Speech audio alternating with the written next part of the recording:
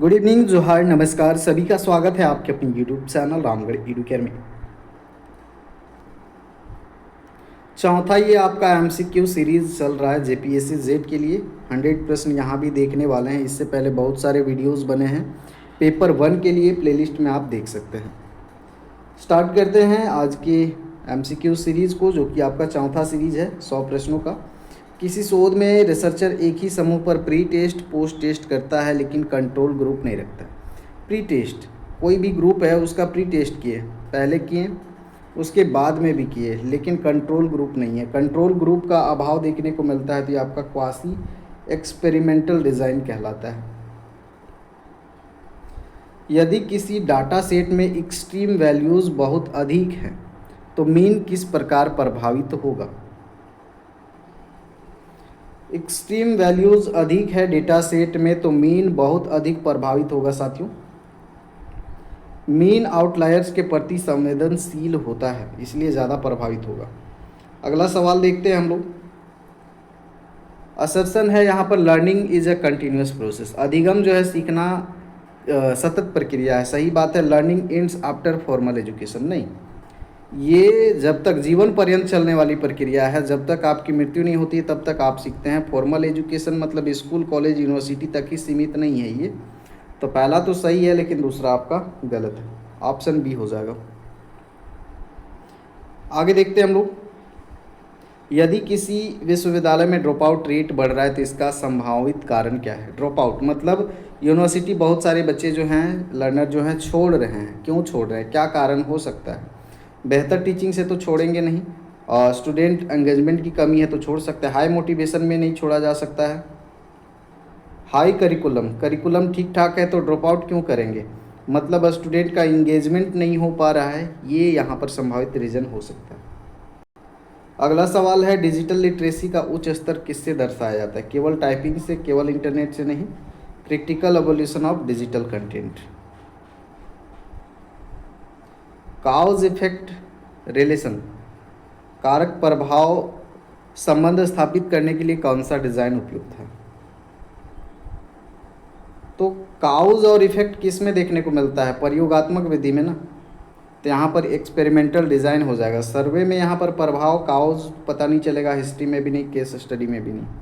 Experiment करेंगे तभी कारण और प्रभाव पता चलेगा। अगला सवाल हम लोग देखते हैं, सिमेंटिक बैरियर और या फिर नॉइज़ कम्युनिकेशन क्या है। लैंग्वेज मिसअंडरस्टैंडिंग, जो सेंडर है इसके शब्दों को या फिर अर्थों को सही से अगर नहीं समझ पाता है या फिर गलत मीनिंग निकालता है, तो ये आपका सिमेंटिक बैरियर या नॉइज़ कम्युनिकेशन कहलाता है। आगे देखिए, इक्विटी का सही उदाहरण क्या है। इक्वल अपॉर्चुनिटी प्रोवाइड करना, इक्वल अपॉर्चुनिटी प्रोवाइड करना ये आपका इक्वालिटी होता है, लेकिन स्पेशल नीड्स के अकॉर्डिंग ज़रूरतों को पूरा करते हुए अपॉर्चुनिटी को, इक्वल अपॉर्चुनिटी को ध्यान देना है, ये आपका इक्विटी कहलाता है। आगे देखते हैं, यदि मीन मीडियन से अधिक है तो डिस्ट्रीब्यूशन कैसा होता है। ये सवाल तो पहले भी हुआ है। मीन अगर ग्रेटर होता है मीन से, मीडियन मीन से बड़ा होता है तो नेगेटिव स्क्यूड होता है, और मीन अगर बड़ा होता है मीडियन से तो ये आपका पॉजिटिव स्क्यूड होता है। और तीनों इक्वल होते हैं, mean median mode, then symmetrical होता है। तीनों कंडीशन याद रखें। MOOCS में लर्नर ऑटोनोमी क्यों अधिक होती है। या ऑनलाइन प्लेटफॉर्म है, इसमें टीचर का कंट्रोल नहीं होता, अटेंडेंस एग्जामिनेशन नहीं, सेल्फ पेस्ड लर्निंग है, पेस्ड लर्निंग है, फ्लेक्सिबल है, लर्नर के अकॉर्डिंग तो अपने गति के अनुसार सीख सकता है। MOOCS में लर्निंग ये तो हो गया आपका। ऑटोनॉमी क्यों अधिक है, टीचर कंट्रोल अधिक नहीं है, अटेंडेंस एग्जाम ये सब नहीं, सेल्फ पेस्ड लर्निंग होता है। आगे हम लोग देखते हैं, एक्शन रिसर्च का उपयोग मुख्यतः कहाँ होता है। एक्शन जब हमें त्वरित कार्रवाई करना होता है, तुरंत हम लोग एक्शन लेंगे, तो कहाँ लेते हैं हम लोग, लेबोरेटरी में, क्लासरूम में, इंडस्ट्री में, हिस्टोरिकल स्टडी में। तो तुरंत हम लोग कहाँ करते हैं, क्लासरूम में ही करते हैं, टीचिंग करते हैं, तुरंत हम लोग मूल्यांकन करते हैं, फीडबैक लेते हैं। तो ये एक्शन रिसर्च यहाँ पे होता है आपका क्लासरूम में। यदि किसी टेस्ट की रिलायबिलिटी कम है तो मतलब क्या है, टेस्ट वैलिड है, रिजल्ट इनकंसिस्टेंट है, टेस्ट आसान है, टेस्ट कठिन है। रिलायबिलिटी का मतलब क्या, कि टेस्ट जो है इनकंसिस्टेंट है।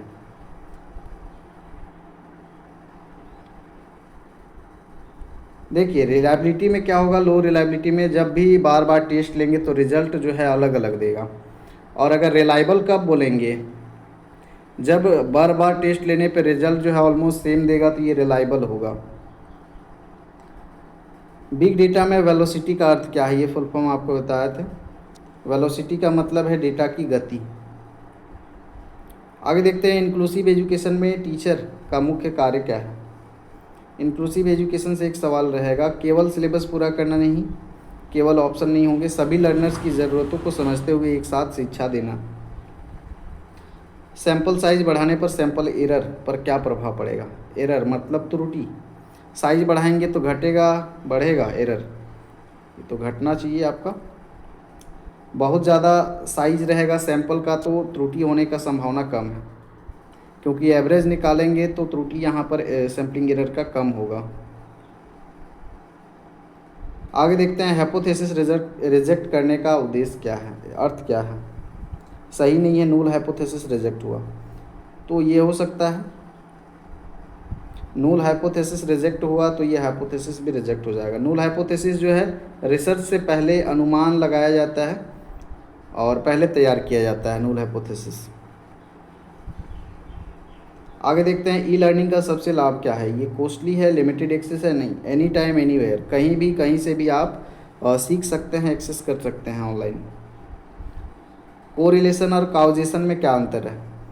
कोई अंतर नहीं, कोरिलेशन कारण बताता है, कोरिलेशन केवल संबंध बताता है। तो कोरिलेशन संबंध बताता है, काउजेशन जो है संबंध नहीं बताता, ये तो कारण बताएगा आपका।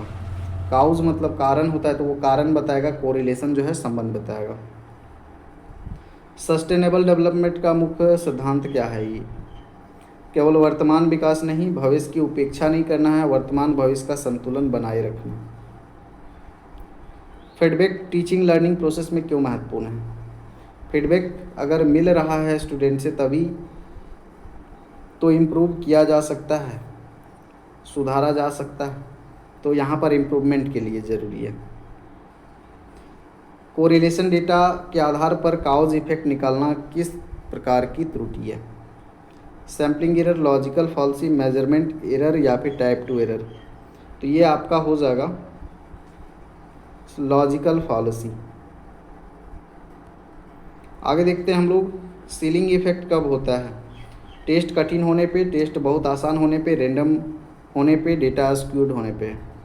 सीलिंग इफेक्ट जो होता है जब अधिकांश स्टूडेंट हाई स्कोर करते हैं तब ये सीलिंग इफेक्ट होता है। तो हाई स्कोर कब करेंगे, जब टेस्ट आसान होगा तभी हाई स्कोर करेंगे।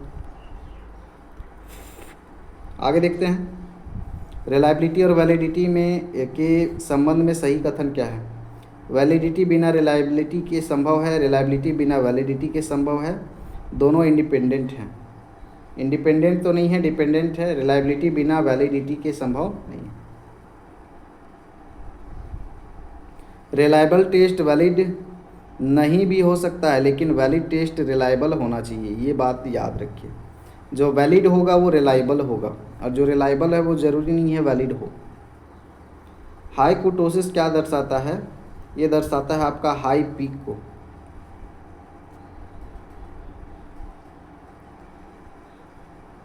ह्यूट्रालगोगी किससे संबंधित है। Teacher learning, self determined learning, child psychology, machine learning. ह्यूटोलॉजी आपका संबंधित है साथियों लर्नर सेंटर एडवांस कॉन्सेप्ट से। ऑप्शन बी हो जाएगा सेल्फ डिटरमाइंड लर्निंग से। नॉन लीनियर रिलेशन होने पर पार्सन कोरिलेशन क्या दिखाएगा। नॉन लीनियर रिलेशन होने पे, लीनियर नहीं है, ये वीक या जीरो रिलेशन दिखाएगा। पार्सन केवल लीनियर रिलेशन मेज़र करता है, तो यह बात ध्यान रखिए, लीनियर रिलेशन मेज़र करता है, और नॉन लीनियर है तो ये जीरो यहाँ पर रिलेशन दिखाएगा या वीक दिखाएगा। फॉर्मेटिव असेसमेंट क्यों ज़रूरी है। फॉर्मेटिव में कंटिन्यूअस फीडबैक मिलता है, जिससे सुधार किया जा सकता है, संशोधन किया जा सकता है सिखाने की विधियों में, टीचिंग मेथड्स में। अनोवा का उपयोग किस लिए होता है? कोरिलेशन मीन्स कंपेयर करना, डेटा स्टोर करना, फ्रीक्वेंसी निकालना, मल्टीपल ग्रुप के मीन कंपेयर करने के लिए। तो अनोवा टेस्ट जो याद रखेंगे, मीन कंपेयर करने के लिए, माध्य की तुलना के लिए। सैम्पलिंग बेसिस 22 का सबसे अधिक प्रभाव किस पर पड़ेगा? सैंपल में अगर 22 करते हैं आप, तो 22 होने पर रिजल्ट जो है जनरलाइज नहीं किया जा सकता है, तो ये वैलिडिटी पे असर करेगा इसका। फ्लिप्ड क्लासरूम में क्या होता है? फ्लिप्ड क्लासरूम में ऑनलाइन ऑफलाइन दोनों चीज़ें होती हैं।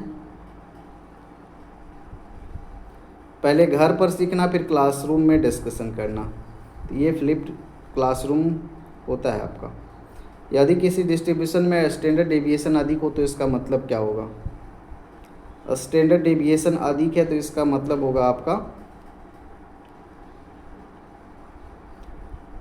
डेटा हाईली डिस्पर्स्ड है। ओपन एजुकेशनल रिसोर्सेज OER का मुख्य उद्देश्य क्या है? ओपन है तो ये फ्री और ओपन एक्सेस होगा। मेटा एनालिसिस का उपयोग कब किया जाता है? मेटा एनालिसिस का उपयोग किया जाता है मल्टीपल स्टडीज़ कंबाइन करने के लिए। कई शोधों के परिणाम को कंबाइन करता है मेटा एनालिसिस। डिजिटल डिवाइड जो अंतर है, बीच में गैप जो है लर्निंग इनक्वालिटी का। आगे देखिए, टाइप 1 एरर का मतलब क्या है? ट्रू हाइपोथेसिस रिजेक्ट करना, फॉल्स हाइपोथेसिस एक्सेप्ट करना, फॉल्स हाइपोथेसिस रिजेक्ट करना, ट्रू हाइपोथेसिस एक्सेप्ट करना। ये ए हो जाएगा आपका, ट्रू हाइपोथेसिस को रिजेक्ट करना। तीनों डिस्ट्रीब्यूशन इक्वल हैं तो ये आपका सिमेट्रिकल हो जाएगा। गेमिफिकेशन का उद्देश्य क्या है? केवल गेमिंग तो नहीं हो सकता, लर्निंग को इंगेजिंग बनाना। केवल मनोरंजन कंपटीशन, तो लर्निंग को इंगेजिंग बनाना। ट्रायंगुलेशन रिसर्च में क्यों उपयोगी होता है? ट्रायंगुलेशन जो है रिसर्च में क्यों ज़रूरी है? डेटा घटाने के लिए, वैलिडिटी बढ़ाने के लिए, कॉस्ट घटाने के लिए, समय बचाने के लिए। तो ये ज़रूरी आपका वैलिडिटी बढ़ाने के लिए, वैलिडिटी बढ़ा देता है ट्रायंगुलेशन रिसर्च। पी वैल्यू जो है छोटा है 0.05 से, क्या निष्कर्ष निकलेगा? पी वैल्यू अगर छोटा है तो क्या हो जाएगा यहाँ पर? H0 जो है आपका रिजेक्ट हो जाएगा। हायर ऑर्डर थिंकिंग स्किल होट्स में क्या शामिल नहीं है? एनालिसिस, एवोल्यूशन, क्रिएशन, ये तो शामिल हैं। रिकॉल शामिल नहीं है। रिकॉल जो है मेमोराइजेशन पे जाता है, तो ये आपका लोअर ऑर्डर थिंकिंग है। जेड को कंट्रोल करने पर एक्स और वाई का संबंध समाप्त हो जाता है, इसका अर्थ क्या है? जेड को कंट्रोल करते हैं तो एक्स और वाई का रिलेशन समाप्त हो जाता है। तो X causes Y, Y causes X, Z confounding variable है, एक्स वाई इंडिपेंडेंट है। इंडिपेंडेंट रहेगा तो समाप्त नहीं होगा, तो यहाँ पर दोनों जो हैं जेड कन्फाउंडिंग वेरिएबल है। नेगेटिव डिस्क्रिमिनेशन इंडेक्स क्या है? Good item, faulty item, easy item, reliable item. Negative discrimination है तो आपका फॉल्ट आइटम हो जाएगा, फॉल्टी आइटम। लो स्कोरर सही और हाई स्कोरर गलत आइटम खराब करते हैं। रेंडमनाइजेशन का मुख्य लाभ क्या है?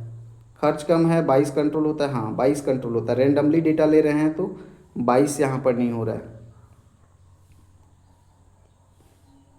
एनकोवा का उपयोग कब होता है? एनकोवा, अनोवा था अलग, एनकोवा अलग है।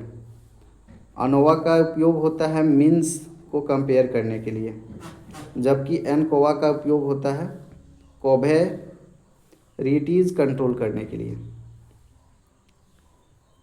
एपिस्टेमोलॉजी किससे संबंधित है? Reality, knowledge, method, data. ये संबंधित है आपका नॉलेज, ज्ञान से।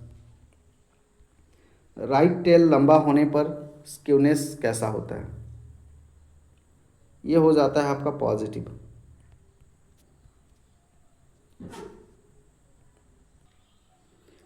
गुणात्मक रिसर्च, गुणात्मक अनुसंधान जो होता है सब्जेक्टिव होता है। क्यों होता है? रिसर्चर इंटरप्रिटेशन के लिए। लर्निंग एनालिटिक का उद्देश्य क्या है? इसका उद्देश्य है आपका पैटर्न एनालिसिस करने के लिए। नॉमिनल फॉर और इंटरनल डीबी के लिए टेस्ट कौन सा है?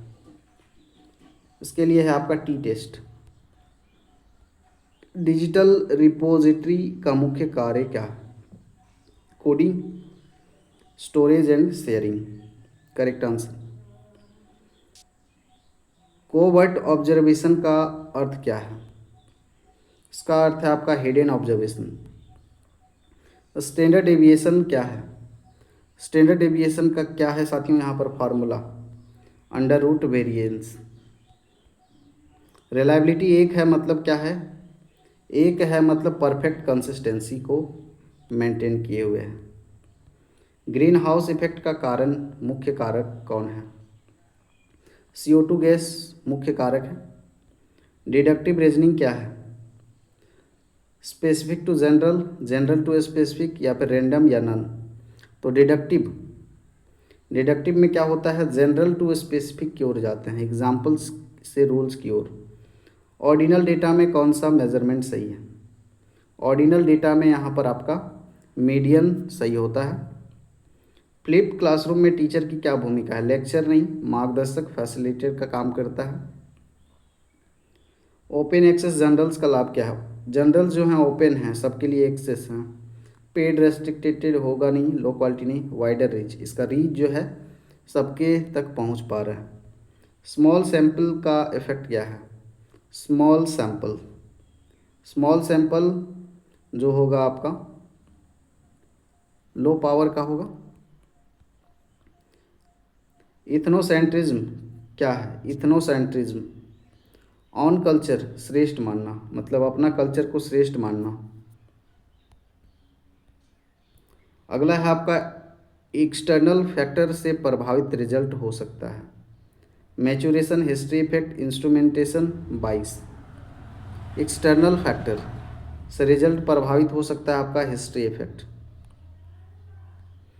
बेटा एरर क्या है?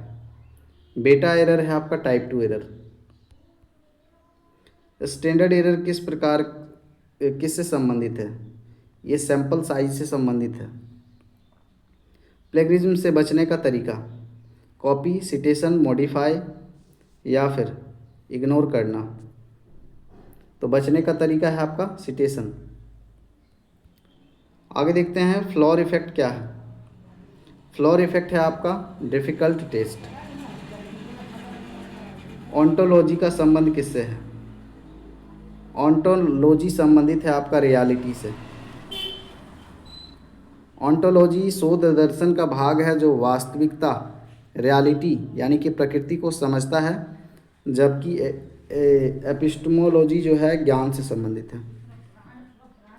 यदि किसी डिस्ट्रीब्यूशन में स्क्यूनेस 0 है तो क्या निष्कर्ष निकलेगा? स्क्यूनेस 0 है तो ये आपका सिमेट्रिकल डिस्ट्रीब्यूशन निकलेगा। ना पॉजिटिव है ना नेगेटिव है, सभी बराबर हैं, तभी तो स्क्यूनेस क्या होगा? 0 होगा। तो ये आपका सिमेट्रिकल हो जाएगा। मीन, मीडियन, मोड सभी जो हैं अलग हो जाएंगे, ये बराबर हो जाएंगे। फॉर्मेटिव असेसमेंट का मुख्य उद्देश्य क्या है? फाइनल ग्रेडिंग नहीं, लर्निंग गैप्स की पहचान करना। रैंडम असाइनमेंट का सबसे बड़ा लाभ क्या है? रैंडम असाइनमेंट टाइम बचाता नहीं, 22 को कंट्रोल करेगा जब भी रैंडम का बात आएगा। डिजिटल फुटप्रिंट का अर्थ क्या है? फुटप्रिंट मतलब यहाँ पर आपका ऑनलाइन एक्टिविटीज़ का रिकॉर्ड। आगे देखते हैं सभी शिक्षक विद्वान हैं, कुछ विद्वान लेखक हैं।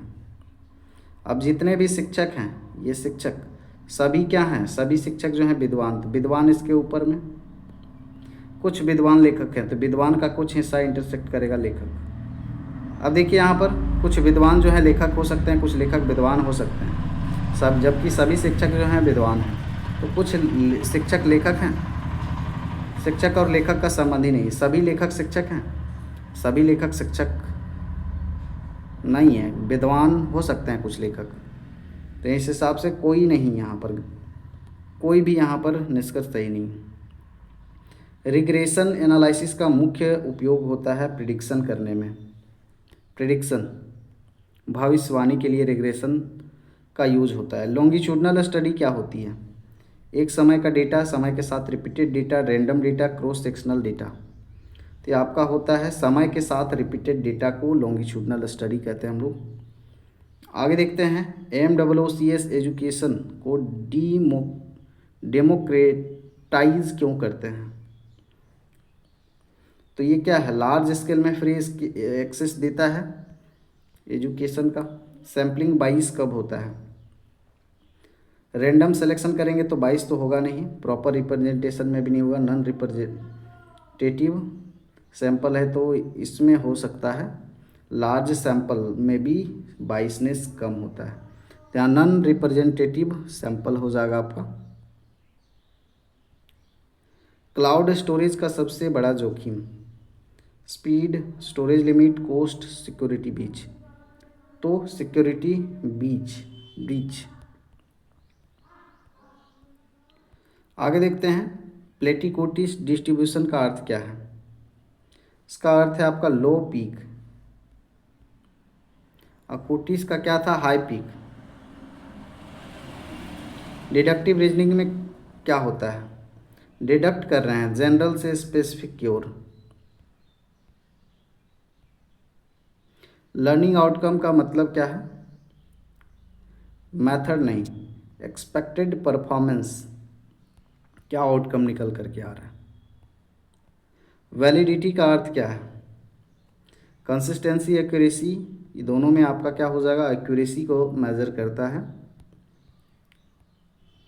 आगे देखते हैं हम लोग, मीन दिया हुआ है, स्टैंडर्ड डिविएशन दिया हुआ है और स्कोर दिया हुआ है, तो निष्कर्ष क्या निकलेगा? औसत निकलेगा, बिलो एवरेज, हाई स्कोर, लो स्कोर।